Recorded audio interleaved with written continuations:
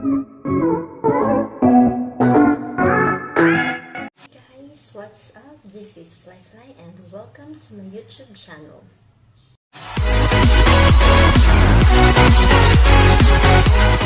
So, before anything else, I would like to thanks for those nag-subscribe po sa channel ko. Thank you very much.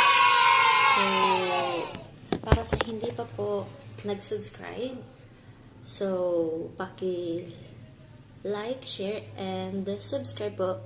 And please do visit my channel. So, sa mga previous videos ko po, was all about TikToks, and since napag-isipan ko na hindi lang sapat yung TikTok para ma-share po yung yung talent ko, tsaka yung Facebook, so I uploaded it sa YouTube channel ko. So, sayang naman kasi. Well, anyways, for today's vlog, this is my second vlog na parang may sense vlog. So, yung first vlog ko kasi was, nandoon ako sa amin. Paki-visit na lang po yung, yung video na yun, and hopefully, na-watch nyo yun na yun. So, nandun ako sa amin, and parang wala lang yun, parang in-introduce ko lang yung, namin, yung buhay probinsya. Since, taga-probinsya ako, and I'm from Surigao del Sur, so, Bisaya ako. Anyways, for today's vlog, this is all about the after C-section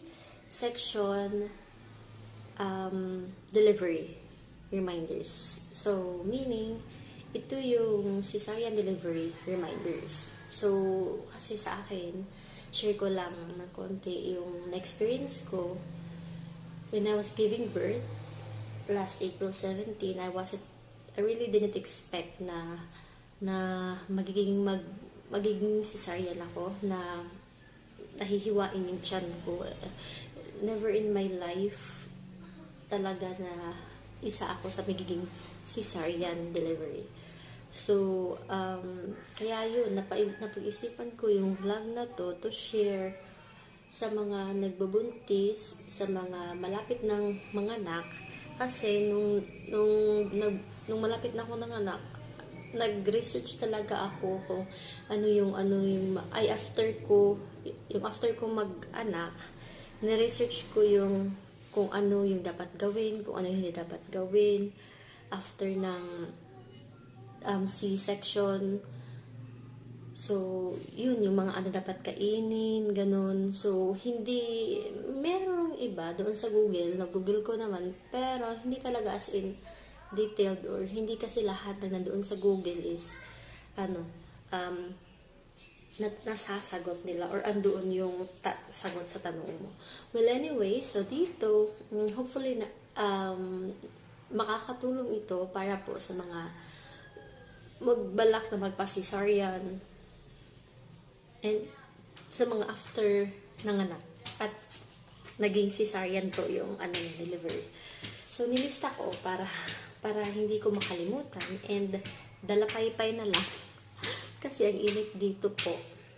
Anyways, yun. Una sa lahat, share ko lang ng konti yung experience ko, kasi since hindi ko kasi in-expect talaga na magka-cesarean ako. So, ganito kasi po yun. Since nasa Tacloban ako, Dulag, Leyte, lockdown kasi dito. So, nung April, before yung due date ko is April 5, andun lang kasi ako sa maternity clinic nagpa-prenatal. So, and actually ka-third baby ko na po to, and I was advised to have my tawag nito, ultrasound. But since lockdown na nga po, wala yung hospitals dito, wala silang ultrasound. Yung ibang clinic, yung private, walang ultrasound kasi close, kasi nga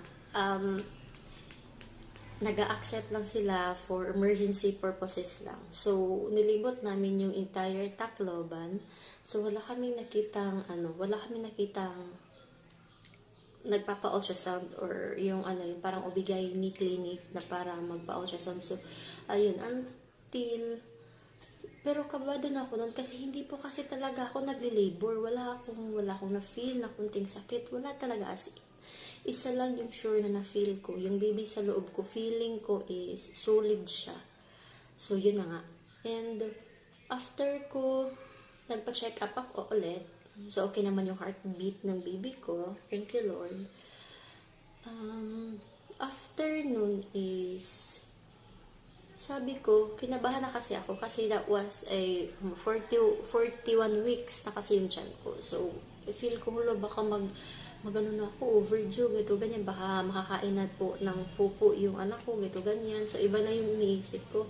Sabi naman ng midwife is okay lang naman yun kasi 42 weeks kasi daw ko na yung pagbubuntis. Pero sa ibang doktor is overdue na pala daw yun. Well, anyways, fast forward tayo. No, ika 42 weeks ko na, exactly doon sa April 17 kasi ka 42nd week ko na yun. So, nagpa-check up ulit ako. And, sinabihan ko yung asawa ko na tara, pa-check up tayo. Maaga pa yun, mga 9 or 10 a.m. So, andun kami sa Tacloban namatay. Mula kami dito sa Dulag. So, sabi ng asawa ko, mamaya na. So, sabi ko, bakit mamaya na? Naglalaro ka pa lang ML dyan. Naglalaro ka lang naman. So, yun na nga. So, malapit na kami mag-away nun. Anyways, yun. Moving forward, pumayag na rin siya. Wala siyang magagawa. So, ayun. Pumunta kami ng Mother of Mercy Hospital dito sa Tacloban din. And pagpunta namin doon, as usual, walang available na ultrasound. Thank God talaga nung time na yun kasi meron silang empleyado ata yun doon or parang pasyente or kasama sa pasyente, ganun ba? Para kasi siya naghihintay kasi siya sa labas. So, pagpunta na namin doon, sabi niya, Ma'am, hindi ko lang po bibisayain kasi not all of you mga Bisaya or nakakantindi, so Tagalogin ko na lang. So, sabi niya is, Ma'am, doon kayo sa La Claridad, kay Ma'am Claridad, kasi open daw. So, since hindi kasi talaga ako taga Tacloban, yung asawa ko lang po yung nagtrabaho sa Tacloban kasi we're both from Mindanao. So, sige, punta kami doon. And thank God, nag-accept sila, open. Ganito na yun, pag-ultrasound na ng tiyan ko, pag sabi ng doktor, Mrs., wala na po kayong panubigon sa tiyan nyo. Maliit na yung panubigon, parang water sa loob ng tiyan ng baby. I don't know kung anong Tagalog niyan. Nakalimutan ko yung English niyan. So, parang that na lang siya ba kung baga ganun. So, delikado na daw. So, cesarean na daw ko. So, until iniisip ko, my God, never in my life talaga na ma-imagine ko na magiging cesarean ako. So yun, hindi talaga yung cesarean, hindi madali. Kasi marami kang iniisip. Kahit ano na lang yung iisipin mo. Well, anyways, so, yun. Moving forward na lang po tayo kasi para naman to sa inyo. So, yun, first reminder, so, after, itong ano na to, content na to is, itong topic na to is after ka manganak, after cesarean operation. So, yun. First reminder is, don't make any movements after giving operation. After operation, I mean. So, yun. Huwag kang malikot kasi fresh na fresh pa yung sugat mo at yung tahi mo. So, anyways, hindi ka pa niyan makakapaggalaw-galaw kasi nga due to anesthesia. So, medyo ano pa yung paa mo niyan. Hindi ka pa talaga makakapaggalaw-galaw. Pero, sa mga dumadaan na oras, nawawala din naman yan. So, after nyan, you are advised after 8 hours. So, sasabihin ng nurse mo na after 8 hours ka pa, pwedeng tumagilid, left and right. So, paano magpadede ng baby mo? So, yun, nakahiga ka, tapos yung baby mo parang ano mo dito, parang nakakulog yung baby mo. So, ganoon. And it was so hard for me kasi first time. So, ayun. And, after 8 hours ka pa pwede mag-move side by side. So, yun. And, anyways, yung mga nurse naman is, ano naman kayo niyan, parang if every hour kayo chine-check. So, yun. And, second is, dapat after 8 hours, sa side movement ka na, dapat after nyan is, anong purpose para gumalaw tayo side by side? Ang purpose po nyan is, para makautot po kayo. Para makautot. For you to be able to utot-utot. So, yun. And, after po nun is,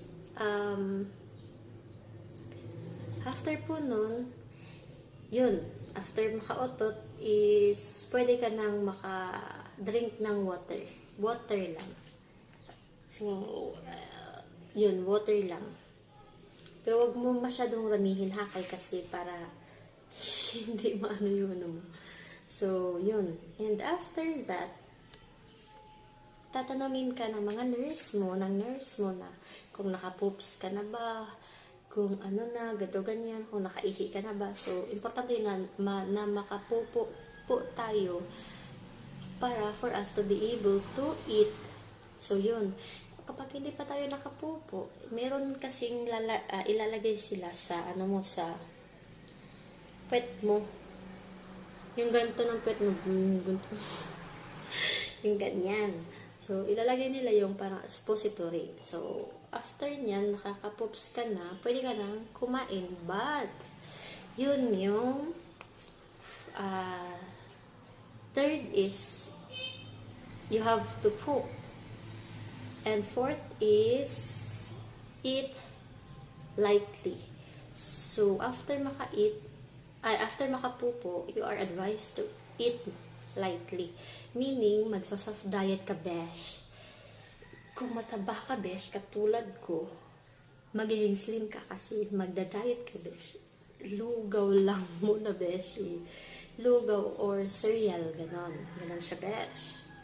Kasi ako talaga noon, nag-crave talaga ako kasi ang mga ulam ng asawa ko, kasi kami lang dalawa. Ang ulam ng asawa ko, ang sarap-sarap. So, parang, oh my God, mangangayayat talaga ako nito. Well, anyways, sa first day mo niyan is, yun nga, side to side muna yung movement mo. Second is, itry mo lang muna to get up and have a little walk or a light walk lang. Pero, pag di pa kaya, huwag mong i-push kasi delikado din yan. So, maybe pagka third day na lang. So, after second or third day na nakaya mo na, make it a habit. Or gawin mong exercise yun. Para yung tiyan mo o yung kinain mo sa loob, nakaka-exercise din sila. Kasi, naano kasi sila parang nabuksan. So, yun. And fifth reminder is, ako kasi, 3 days lang ako yata doon, 3 days and a half. No, 3 days talaga ako sa hospital, discharge na ako. So, before ako din-discharge, so, nag-dressing muna yung nurse ko, dinisingan muna yung tahi ko. So, yun, magsa-soft diet ka. And, ano ang purpose para mag-soft diet? Kasi magsa-soft diet tayo para yung dumi natin o yung poop natin is hindi matigas. I-avoid natin yun kasi hindi pa tayo makakapag-push harder yun. Hindi pa tayo makakautong, tawag yan, ganun. So, para soft diet na muna, lugaw or cereal, ganun. So, bawal matigas na dumi kasi nga, yung sa tiyan natin kapag may force tayo nilabas, baka matagal siya mag-heal sa loob. So, yun. Next is, okay, five lang yung reminders na yun. So, again, uulitin ko lang po muna. First, after delivery, don't make any movements. Second is,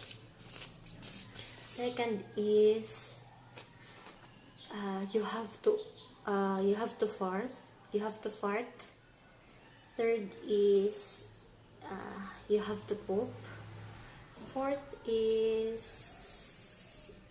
you can eat na.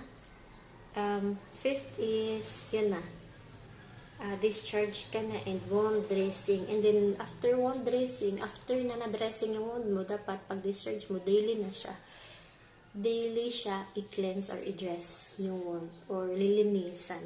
Ganon. So, yun. Meron akong mga